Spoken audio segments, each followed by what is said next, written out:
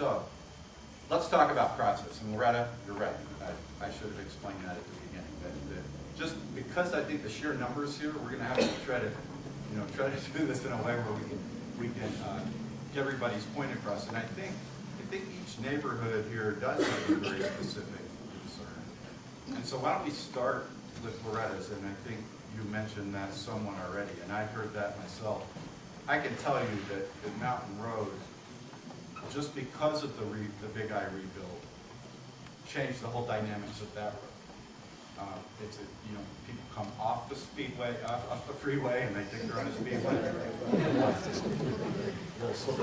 They're coming off at a high rate of speed.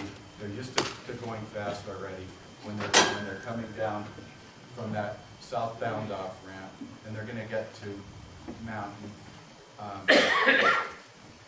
I know that most of this is going to be directing it into the campus and not that way, but I mean, this might be a situation, I think we've discussed this somewhat already, where the highway department, the state transportation department, I don't know to what extent the feds have any control over this, maybe, we need to get involved to control how this affects Mountain Road and Martineztown, Santa Barbara. Did I summarize it? Yeah, I just want to state that the University of New Mexico is notorious for not coming to the neighborhood and speaking to them before they start anything, and that is the problem. And another problem is that there is no way you're going to control that traffic if you open that up. There is no way you're going to have them come into our neighborhood, and we don't want it open. And I don't see from what you've shown me, there's a reason to have it open. You have Camino de Salud, make it an exit and an entrance. Well, Loretta, my name's Dekker. I've never met you, but hi. That's what we're here to hear. So, Mountain is an urban design problem in itself. The width of the street in front of the Workforce Solutions building encourages traffic to go blasting through it. It's not a neighborhood scale street. And the only way we're going to get anything to work between the university and the neighborhoods is we got to work together. Because we're not intending to create problems that the ICE got to come along and get capital improvement money to go solve.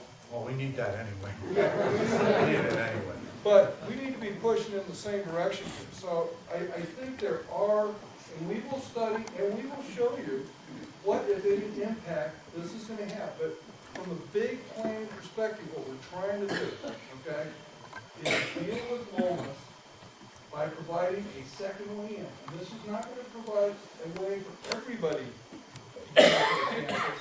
It's pretty much localized in this area around the main hospital. And then we're going to put them on transit and scoot them back and forth. So again, I hear what you're saying. We can't control where people go, but we can do configurations of right in and right out, which you already have in your neighborhood. And we know why it's there, because it's got to go down the Career Enrichment Center, Old Albuquerque High, to Embassy Suites. But there's some point in there, it seems like there's an opportunity to change the total character of the street, narrow it down, and make it a place where you're just not comfortable driving 16-wheelers through a short circuit Lomas, because the reason they're going on Mountain is because Lomas is so screwed up. So, But it's still Dale. dangerous. So, and we understand that we're trying to... People are dying. They're What? dying. why don't we hear from others from Martineztown, and so that we won't run the same.